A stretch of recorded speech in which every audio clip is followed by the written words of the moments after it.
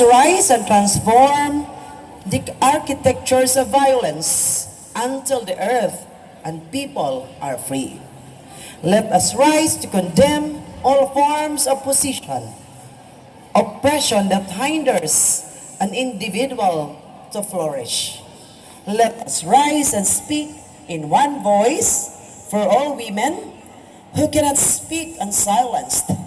Let us rise in our bodies to espouse significant change into the lives of others.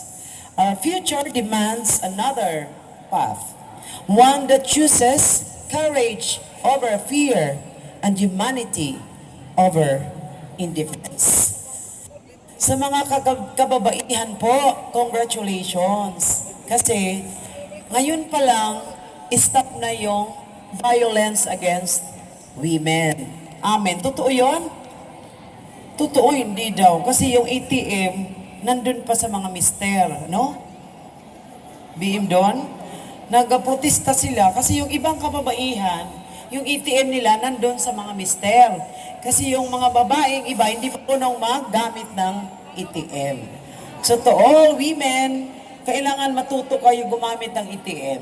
We will direct our ICT department to teach you how to use ATM. Di ba? Kasi yung iba nagpipihi, ma'am, wala akong sahod ngayon, nasa mister ko, di ba? So ano lang yon 20%. Sana, next celebration, Dr. Glena Perez, sana zero na yung mga lalaki na may ATM ng misis, di ba? Sana lahat na ng ATM nasa misis, di ba? Because the meaning of ATM is agtutanan misis, di ba? So, sorry, BM Don, Sir SDS, and B. Peroni, sorry.